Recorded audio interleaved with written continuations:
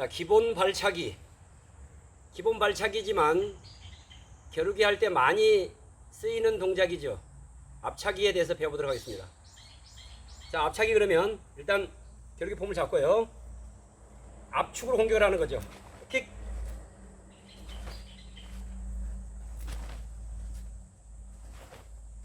기압 넣고, 아이야! 아이야! 아이야! 자, 이렇게 합니다. 자, 이게 앞차기 기술인데요. 이 기술을 시합에 활용을 하다 보니 한계가 많이 드러나게 되어 있습니다. 자, 상대방 강한 힘으로 들어오고 빠른 속도로 들어오는데요. 상대방의 저돌적으로 들어오는 힘을 앞차기로 상대방을 쓰러뜨릴 수 있는 그런 정도 파괴력과 기술이 그렇게 만만치 않습니다. 자, 그러다 보니까 발차기를 해서 공격을 했는데 턱을 맞춰서 KO 시키기 이전에는 이 앞차기 기술을 활용이 상당히 어려운 거죠. 제가 세계대회를 90년대 초반까지 최근에 국제대회까지 제가 올림픽 세계선수권대회 그랑프리 대회 굉장히 많은 대회를 나가서 사진 찍고 취재를 하면서 경기장 아주 가까운 데서 선수들을 관찰했습니다. 자, 그러는데 공격 성향으로 보면 돌려차기가 제일 많고요. 그 다음에 뭐 들어찍기라든지 뒤차기 뭐 그런 형태로 진행이 되고, 그 다음에 사용이 되고, 그 다음에 뒤돌려차기. 근데 앞차기 이런 발차기는 거의 나오질 않습니다. 그 다음에 옆차기도 상당히 좀 희귀합니다, 나오기가. 그럼 이것이 왜 이러느냐, 이런 부분들을 좀 다루면서 내공이 들어갔을 때는 어떤 일이 일어나느냐, 그리고 어떻게 수련을 해야 되냐, 이것들을 좀 다뤄보도록 하겠습니다.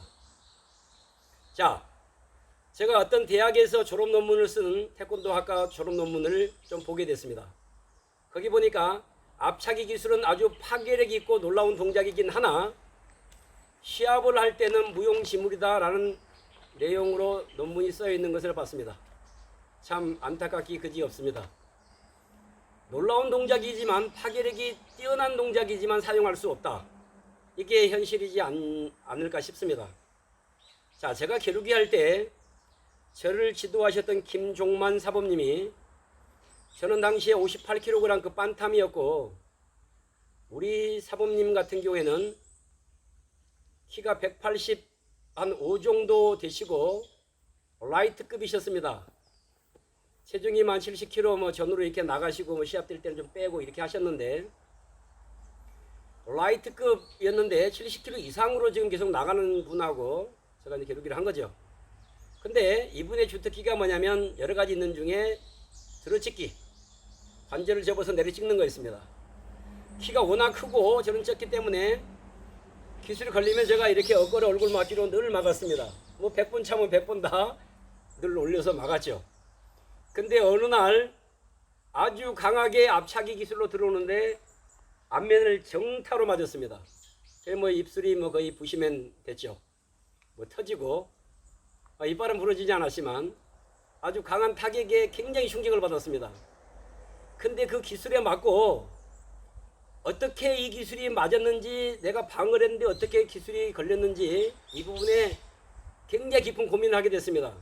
그랬더니 보니까 그분이 늘 동작이 위에서 내려왔는데 제가 방어가 되고 몸이 생각보다 앞으로 접근이 되어 있으니까 들어찍기 전에 올라가면서 맞아버린 겁니다.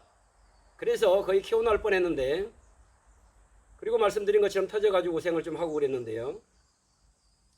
그때 관절이 변화되는 그런 과정, 그 다음에 발바닥이라든지 뒤꿈치 혹은 압축이 어떻게 얼굴에 가격이 됐는지 그 부분들을 한번 조명을 해보도록 하겠습니다.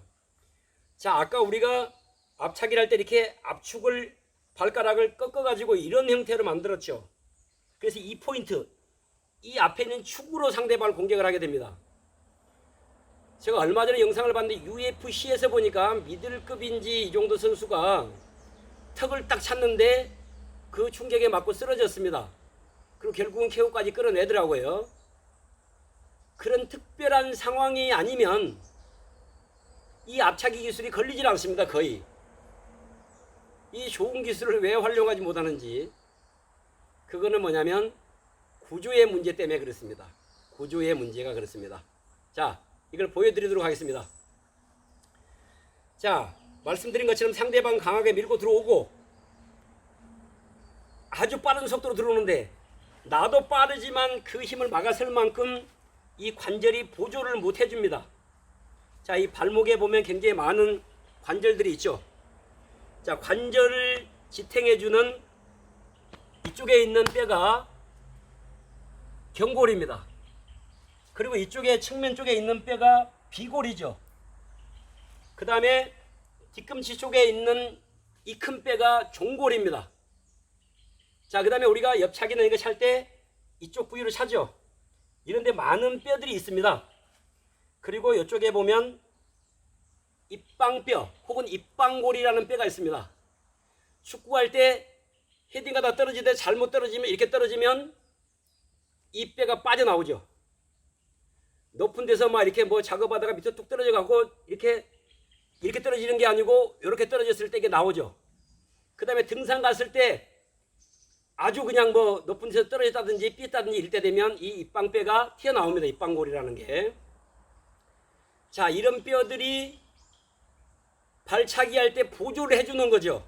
압축에 있는 뼈만 활용이 되는 것이 아니고. 그렇다면 요 정도 각도로, 발이 몇 도 각도인지는 정확히 구분할 수가 없습니다만은, 앞차기를 찼을 때 이 모양으로 상대방이 들어오는 힘을 지탱할 수가 없는 겁니다. 왜냐? 이 발목 관절은 움직이는 관절이거든요. 이 힘으로 상대방을 제압할 수 있다? 그렇다고 생각하지 않습니다. 얼굴 같은 경우는 가능하지만 몸통을 찼을 경우에는 이 너무 약한 관절의 구조입니다. 자, 그러면 어떻게 해야 되느냐?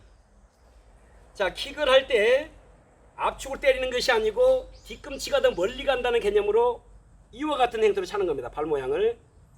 압축이 맞는 것이 아니고 뒤꿈치가 더 멀리 가서 맞는 거죠.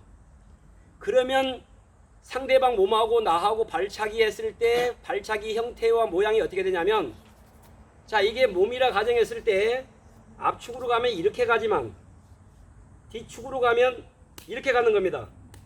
그러면 상대방을 막아내는 힘이 굉장히 강렬하게 걸리는 거죠. 그랬을 때, 요렇게 됐을 때는 다른 관절이 보조를 못 해주지만, 뒤꿈치 쪽이 멀리 갔을 때는, 뒤꿈치가 멀리 갔을 경우에는 이쪽에 있는 경골과 비골이 튼튼하게 받쳐줍니다. 그리고 종골이라는 뼈가 상대방을 강하게 타격을 하면서 일격필살, 한 방에 상대방을 쓰러뜨릴 수 있는 그런 힘이 나오는 거죠. 그러면 여기서 또 여러분들이 뭐 받아치는 거냐 공격형이냐 뭐 여러 가지 얘기를 할 수 있습니다. 그래서 앞차기를 찰 때 이런 거죠. 높이 차기 위해서는 뒤에 꼰지발을 세야 되고, 이 관절을 쭉 펴줘야 되고요. 이렇게 지금 같은 형태로 펴줘야 되죠. 이렇게 되는 거죠. 이렇게 올라가는 거죠. 이렇게 이발이 쭉 펴주고 뒤꿈치가 들어지고 이런 거죠. 이렇게 되는 거죠. 이렇게 이런 식으로. 근데 이게 다시 말씀드리면 겨루기 할 때 공격 기술로 거의 활용할 수 없는 동작입니다. 특정한 선수들은 잘 활용합니다. 우리 선배 같은 경우도 이걸로 뭐 KO를 많이 시켰다는 전설 같은 인물도 있습니다. 그러나 요즘 시합의 형태를 보면 거의 활용이 안 되는 기술로 지금 되어 있습니다. 자, 그래서 발차기 형태를 바꿔야 되는데 천천히 모양을 한번 만들어 보겠습니다. 앞축이 멀리 가는 게 아니고 뒤축이 멀리 가면서 상대방 몸의 각도와 내 발에 맞는 각도가 이렇게 맞아야 됩니다. 이렇게 맞는 게 아니고 이렇게 맞아야 되는 거죠. 자, 그러면 공격만 강해지는 것이 아니고 이때 차는 힘은 근육과 관절과 인대와 신경과 혈관이나 인대를 타고 힘을 썼는데도 불구하고 이 힘이 내 몸에 축적이 되는 겁니다. 이 축적된 힘과 에너지를 뭐라고 제가 풀었느냐? 이것을 내공이라고 단정을 지었습니다. 일반적으로 태권도 수련을 할 때 앞차기를 200번 했다 그러면 굉장히 지치죠. 근데 똑같이 200번을 수련했는데 한 사람은 지치지 않습니다. 왜냐? 내공으로 훈련했기 때문에 그렇습니다. 지금까지 기존의 방법은 계속해서 근육을 활용하고 관절을 활용하는 방법으로 킥을 했는데 1시간 수련했다 그러면 끝나고 파김치가 됩니다. 근데 내공으로 훈련한 사람은 더 하고 싶은 충동감이 일어날 정도로 힘이 몸에 관절에 근육에 비축이 많이 됩니다. 이것을 내공이라고 합니다. 자, 다시금 정리를 한다면 앞차기 찰 때 앞축으로 차는 것이 아니고 뒤꿈치가 더 멀리 간다는 개념으로 물체와 완전히 수평이 되게끔 킥을 갖다 때려주는 겁니다. 이것이 내공발차기입니다. 자, 그러면 지금까지 모든 사람들이 수련할 때 뒷발 꼰지발을 섰고 축이 이렇게 들린 거죠. 이렇게. 자, 이렇게 들린 거죠. 이렇게. 자, 그리고 이 관절이 높이 차기 위해서 높이 들렸던 거죠. 이러다 보니까 뒤꿈치가 많이 들릴수록 그 다음에 관절이 많이 뻗어질수록 힘은 사라져 버립니다. 그러면 뭐만 남아있느냐? 속도감만 남아있는 거죠. 그 다음에 높이 차는 것만 남아있습니다. 제가 말씀드린 것처럼 세계선수권대회 올림픽 대회를 많이 가서 관전을 하면서 선수들이 예를 들면 들어찍기를 찰 때 얼굴까지 못 올라와서 못 차는 사람은 거의 못 봤습니다. 이 기술이 너무 많이 올라와서 머리 위에 걸린다든지 발이 대부분 어깨에 있는데 이런 데 걸려가지고 상대방한테 득점을 못 뽑는 경우들이 굉장히 많습니다. 자, 그렇다면 속도감이라든지 높이 차는 거 이런 것도 중요할 수 있지만 타이밍이라든지 파괴력 그리고 안정감 이런 것들이 너무 중요한데, 자, 발차기를 찰 때 가능하면 뒤꿈치를 땅에서 들질 않고 이 세워진 무릎 관절은 지면에서 뒤꿈치가 들리지 않을 정도 각도를 유지하며 때려주는 겁니다. 그리고 일반적으로 사람들이 발차기를 할 때 관절을 뻗어주고 속도를 내주고 높이 차기 해서 다 이렇게 합니다. 모든 스포츠가 다 마찬가지면 골프를 하든 야구를 하든 힘을 빼는 게 가장 급선무고 가장 우선시 돼야 되는 거니까요. 근데 제가 보는 거는 뭐 꼭 시합에서 어떻다, 그다음 태권도가 뭐 격파할 때 어떻다 이런 것보다는 내공 훈련의 관점을 맞추고 있기 때문에 뭐 몸에 힘이 들어간다든지 속도가 안 난다든지 이런 포커스보다는 내실을 좀 다지는 쪽으로 생각을 하시고 봐주시면 좋겠습니다.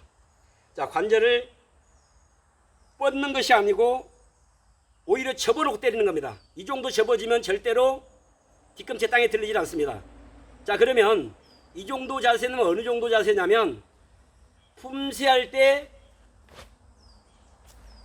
요거 우리 범석이 정도 자세입니다. 그 범석이 정도 자세를 유지하면서 올라가면서 차는 게 아니고 오히려 내려가면서 차는 느낌, 요것이 되면 이렇게 되는 거죠.